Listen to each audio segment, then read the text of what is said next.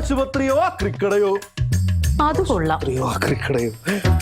ഡോക്ടർമാരോ ആരാച്ചാരോ? ഇത് പൊളിക്കും നമ്മള്. എടാ ഞാൻ ഇനി രണ്ടെണ്ണം പറയട്ടെ.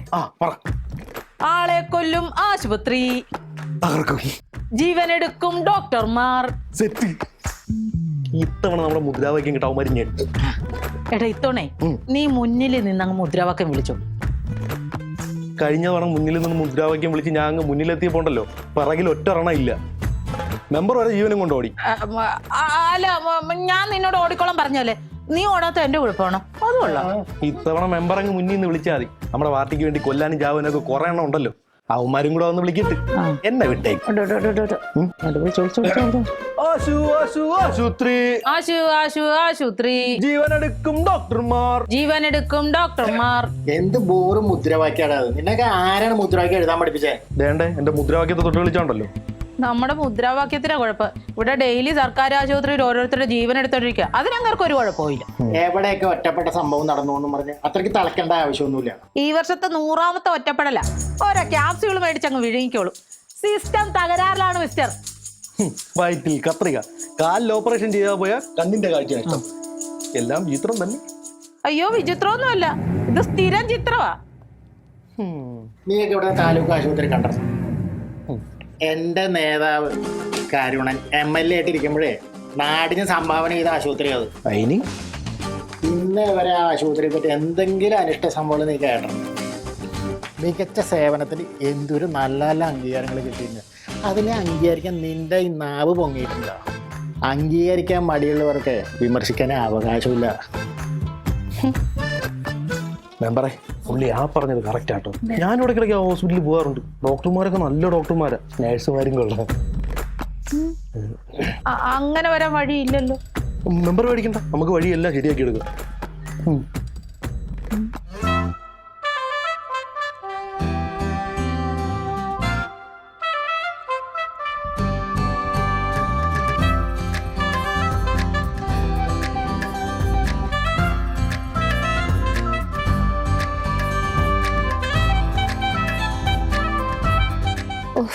മാരണം വരുന്നുണ്ട്.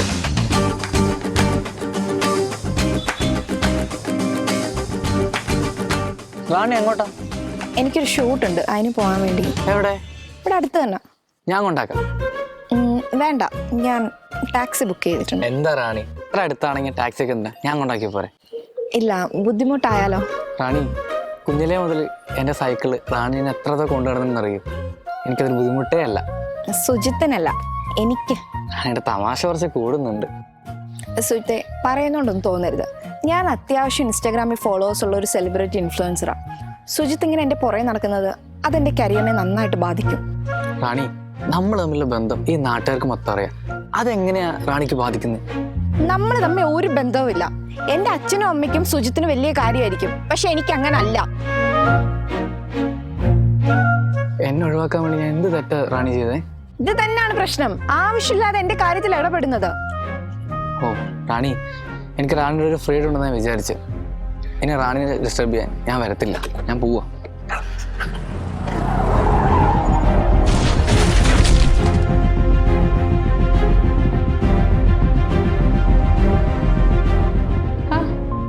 നീ ഇങ്ങനെ കിടന്ന് ടെൻഷൻ അടിക്കുന്ന എന്തിനാ?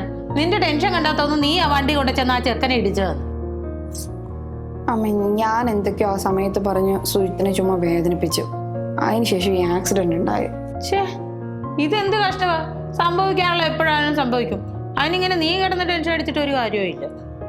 ഒരു സമാധാനവും കിട്ടുന്നില്ല. പെണ്ണെ, ഞാൻ വല്ലതും വിളിച്ച് പറയും കേട്ടോ. ആ ഓക്കെ ഓക്കെ ഓക്കെ ഓക്കെ, ശരി ശരി. ആ എന്തെങ്കിലും ഉണ്ടെങ്കിലേ എന്നെ വിളിച്ചാൽ മതി. Okay okay. ആ എന്താടാ? വേറെ പ്രശ്നമൊന്നുമില്ല, തലയ്ക്ക് ചെറിയൊരു പൊട്ടൽ, സ്റ്റിച്ചിട്ടാ മാറും. ഇതേ കേട്ടല്ലോ, സമാധാനമായല്ലോ. ഇനി കിടന്ന് ടെൻഷൻ അടിച്ചാലുണ്ടല്ലോ. അമ്മേ, എങ്കിൽ നമുക്ക് ഹോസ്പിറ്റലിൽ വരെ ഒന്ന് പോയാലോ? നീ വേണേ പോയാൽ മതി, ഞാനങ്ങ് വരുന്നില്ല. അമ്മയും കൂടെ വാ പ്ലീസ്. താലൂക്ക് ആശുപത്രിയിലേക്കല്ലേ കൊണ്ടുപോയേക്കുന്നത്. ഞാൻ അവിടെ വന്നാൽ നിന്റെ അച്ഛൻ്റെ തിരുമോന്ത കാണേണ്ടി വരും. അങ്ങേര് പിന്നെ വല്ലതും വിളിച്ച് പറയും, ഞാൻ തിരിച്ചെന്തെങ്കിലും പറയും. പിന്നെ ഞങ്ങൾ തമ്മിൽ അവിടെ കൂട്ടയടിയാകാം. അതുകൊണ്ട് ഞാൻ വരുന്നില്ല, നീ പോക്കും. എന്നാലും മെമ്പറെ, നമ്മൾ അവിടെ വരെ പോകുന്നതായിരിക്കും അതിൻ്റെ ഒരു ശരി. ഇല്ലെങ്കിൽ ആ ഗ്യാപ്പിൽ മെമ്പറുടെ ഭർത്താവ് കയറി ഗോളടിക്കും.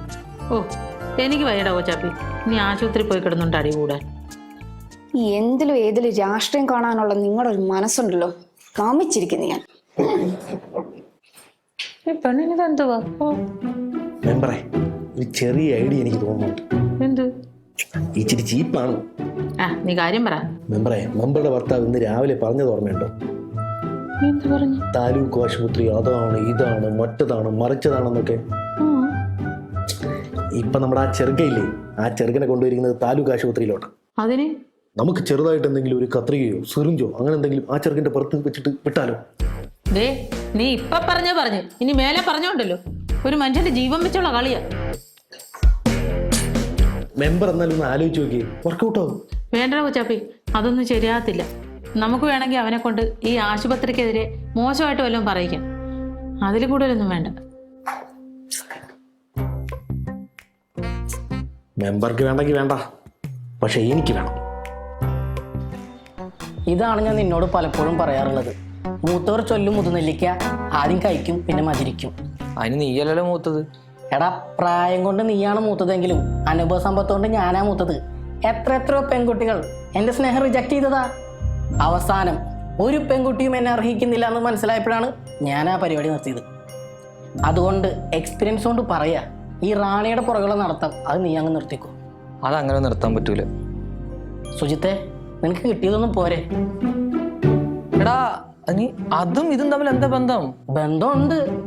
റാണി നിന്റെ അടുത്ത് അങ്ങനെ പറഞ്ഞോണ്ടല്ലേ നിന്റെ മനസ്സ് വേദനിച്ച് നിയന്ത്രണം വിട്ട് നീ ആക്സിഡന്റ് ആയത്. എടാ, എന്റെ വണ്ടി ബ്രേക്കില്ല, അതിന്റെ പോസ്റ്റിൽ കൊണ്ട് ഇടിച്ചാടാ. അതൊക്കെ നിന്റെ തോന്നലാ സുജിത്തെ. നിന്റെ മനസ്സ് വേദനിക്കുന്നത് യുറ്റ സുഹൃത്തായ എനിക്ക് മനസ്സിലാവും. അതിന് എന്റെ മനസ്സല്ല, എന്റെ തലയാ വേദനിക്കുന്നത്. അല്ല, നീ ഹോസ്പിറ്റലായതിനു ശേഷം റാണി നിന്നെ കാണാൻ വന്നിരുന്ന? ഇല്ല. സ്വാഭാവികം. അറ്റ്ലീസ്റ്റ് ഫോൺ പോലും ചെയ്തിട്ടില്ല എന്ന് എനിക്കറിയാം. അതിന് റാണി വല്ല തിരക്കായിരിക്കും. പിന്നെ തിരക്ക്, അവൾ ആരാ, മന്ത്രിയാ? എടാ നീ ഈ റാണിനെ എങ്ങനെ പറയുന്നത് എനിക്ക് ഒട്ടും പിടിക്കുന്നില്ല ഏട്ടാ. ഞാൻ പറയും, ഇനിയും പറയും. അവസാനം വെറുത്ത് പണ്ടാരടങ്ങിയാലേ നിന്റെ ജീവിതത്തിൽ നീ രക്ഷപ്പെടൂ. എടാ ഉണ്ണികൃഷ്ണ, നിന്നെ വെറുത്താലും ഞാൻ അവളെ മറക്കൂല കേട്ടോ. നിന്റെ തലയില് വണ്ടി കയറി ഇറങ്ങിയാലും നീ പഠിക്കില്ല. ആ പറയൂ. ആ അതിൻ്റെ ഞാൻ ആലോചിച്ചുകൊണ്ടിരിക്കുക. ഞാനിപ്പോൾ അങ്ങോട്ട് വിളിക്കാതിരിക്കായിരുന്നു. നമുക്കെന്താണെന്നറിയോ, ആശുപത്രിയെ പറ്റി നല്ലോണം സുജിത്ത് പറയണം. അതാണ് നമ്മുടെ മെയിൻ അജണ്ട ഇത്തവണത്തെ. ആ അതെ ആ കാര്യം ഇതൊറ്റ ചാൻസേ ഉള്ളൂ കേട്ടോ. കാര്യം നോക്കിയും കണ്ടും ചെയ്തില്ലെങ്കിൽ പാളരുത്. മറക്കണ്ട. ഞാൻ എത്തിക്കോളാം. ഇതൊന്ന് ഹാൻഡിൽ ചെയ്യും. ആ അവൻ നല്ലത് പറഞ്ഞാൽ നമുക്ക് രക്ഷപ്പെട്ടു. അച്ഛാ, ആ അച്ഛാ, ഞാൻ വിളിക്കാം. ആ ഓഫീസിൽ വൈകുന്നേരം കാണാം. ആ എന്താ മോളെ?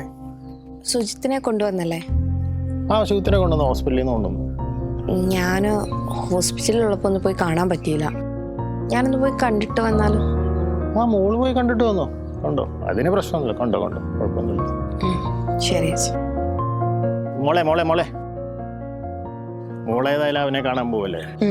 മോൾ അച്ഛന് വേണ്ടി ഒരു സഹായം ചെയ്യണം. എന്താ അച്ഛാ? എന്താണെന്നറിയോ, മോള് പറഞ്ഞാലേ അവൻ കേൾക്കുള്ളൂ. അതുകൊണ്ടാണ് കേട്ടാ ഞാൻ മോളുടെ അടുത്ത് ഇങ്ങനെ സ്ട്രെസ് ചെയ്ത് പറയണത്. അച്ഛൻ കാര്യം പറ. എനിക്ക് ഇപ്പോഴത്തെ പൊളിറ്റിക്കലി ബാക്ക്ഗ്രൗണ്ടൊക്കെ മനസ്സിലായില്ലേ? ഇപ്പോഴും നമ്മുടെ കേരള സർക്കാരിൻ്റെ ആരോഗ്യ സംവിധാനത്തിനെ കുറിച്ച് കുറേ പരാതികളും പ്രശ്നങ്ങളൊക്കെ നടക്കുന്നുണ്ട്. വ്യാജമാണ്, മൊത്തം വ്യാജ പരാതികളാണെല്ലാം. അപ്പം ഈ സുജിത്ത് ഏതായാലും നമ്മുടെ ഈ ആശുപത്രിയിൽ നിന്ന് ഇപ്പോൾ ഡിസ്ചാർജ് ചെയ്ത് മര്യാദയ്ക്ക് വന്ന ഒരാളല്ലേ. ഓള് സമാധാനമായിട്ട് അവനെ കൊണ്ട് ആശുപത്രിയെ പറ്റി നല്ലതൊന്ന് പറയിപ്പിക്കണം. അതിനിപ്പോൾ ഞാനെന്താ ചെയ്യണ്ടേ? ഞാനേ കുറച്ച് ഓൺലൈൻ മീഡിയക്കാരൊക്കെ വിളിച്ചിട്ടുണ്ട്. ഈ ആശുപത്രിയെ പറ്റിയുള്ള നല്ലതായ കാര്യങ്ങൾ ഒന്ന് പറയിപ്പിക്കണം. നല്ലത് പറയിപ്പിക്കണം. ഞാൻ സുജിത്തിനോട് പറയും ഓൺലൈൻ മീഡിയക്കാർ വരുമ്പോൾ വാ തുറക്കരുതെന്ന്. പറഞ്ഞത് എൻ്റെ